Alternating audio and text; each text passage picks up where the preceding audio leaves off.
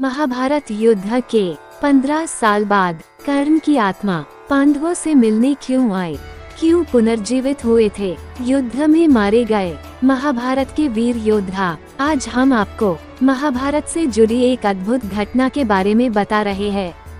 जब महाभारत युद्ध में मारे गए समस्त शूरवीर जैसे कि भीष्म, द्रोणाचार्य, दुर्योधन, अभिमन्यु, द्रौपदी के पुत्र कर्ण, शिखंडी आदि एक रात के लिए पुनर्जीवित हुए थे। ये घटना महाभारत युद्ध खत्म होने के 15 साल बाद घटित हुई थी। साथ ही हम आपको बताएंगे कि धृतराष्ट्र, गांधारी, कुंती और विदुर की मौत कैसे हुई। आइए इन सब के बारे में विस्तार पूर्वक जानते हैं। राजा बनने के पश्चात हस्तिनापुर में युधिष्ठिर धर्म व न्यायपूर्वक शासन करने लगे। युधिष्ठिर प्रतिदिन धृतराष्ट्र व गांधारी का आशीर्वाद लेने के बाद ही अन्य काम करते थे। इस प्रकार धृतराष्ट्र, गांधारी को पांडवों के साथ रहते रहते 15 साल गुजर गए। एक दिन भीम ने धृतराष्ट्र व गांधारी के सामने कुछ ऐसी बातें कह दी जिसे सुनकर उनके मन में बहुत शोक हुआ। शोकाकुल धृतराष्ट्र व गांधारी ने वन जाने का निर्णय ले लिया। वन जाने का विचार कर धृतराष्ट्र ने युधिष्ठिर को बुलाया और उनके सामने पूरी बात कह दी। पहले तो युधिष्ठिर को बहुत दुख हुआ, लेकिन बाद में महर्षि वेदव्यास के कहने पर युधिष्ठिर मान गए। इन सभी को वन जाते देख पांडवों की माता कुंती ने भी वन में निवास करने का निश्चय किया। धृतराष्ट्र आदि ने पहली रात गंगा नदी के तट पर व्यतीत की। कुछ दिन वहां रुकने के बाद धृतराष्ट्र, गांधारी, कुंती, विदुर व संजय कुरुक्षेत्र आ गए।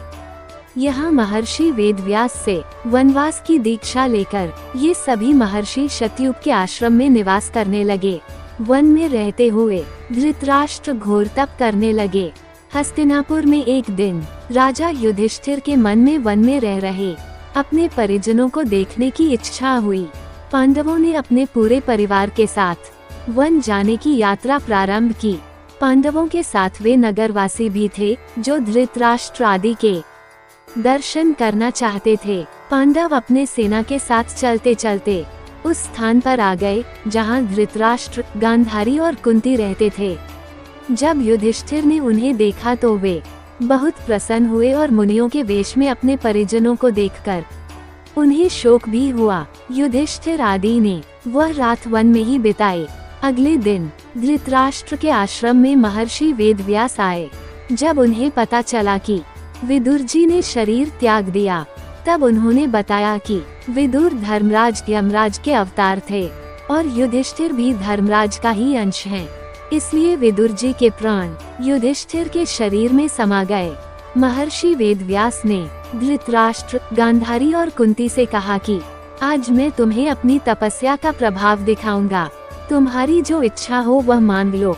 तब धृतराष्ट्र व गांधारी ने युद्ध में मृत अपने पुत्रों तथा कुंती ने कर्ण को देखने की इच्छा प्रकट की। द्रौपदी आदि ने कहा कि वह भी अपने परिजनों को देखना चाहते हैं। महर्षि वेदव्यास ने कहा कि ऐसा ही होगा। युद्ध में मारे गए जितने भी वीर हैं उन्हें आज रात तुम सभी देख पाओगे। ऐसा कहकर महर्षि वेदव्यास ने सभी को गंगा तट पर चलने के लिए कहा। महर्षि वेदव्यास के कहने पर सभी गंगा तट पर एकत्रित हो गए और रात होने का इंतजार करने लगे। रात होने पर महर्षि वेदव्यास ने गंगा नदी में प्रवेश किया और पांडव व कौरव पक्ष के सभी मृत योद्धाओं का आवाहन किया। थोड़ी ही देर में भीष्म, द्रोणाचार्य, कर्ण, दुर्योधन, दुःशासन, अभिमन्यु, धृतराष्ट्र के सभी पुत्र, घटोत्कच, द्रौपदी के 5 पुत्र, राजा द्रुपद, धृष्टद्युम्न, शकुनी, शिखंडी आदि वीर जल से बाहर निकल आए।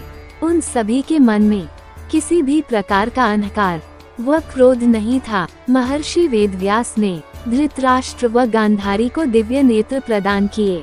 अपने मृत परिजनों को देख सभी के मन में हर्ष छा गया। सारी रात अपने मृत परिजनों के साथ बिताकर सभी के मन में संतोष हुआ। अपने मृत पुत्रों, भाइयों, पतियों व अन्य संबंधियों से मिलकर सभी का संताप दूर हो गया।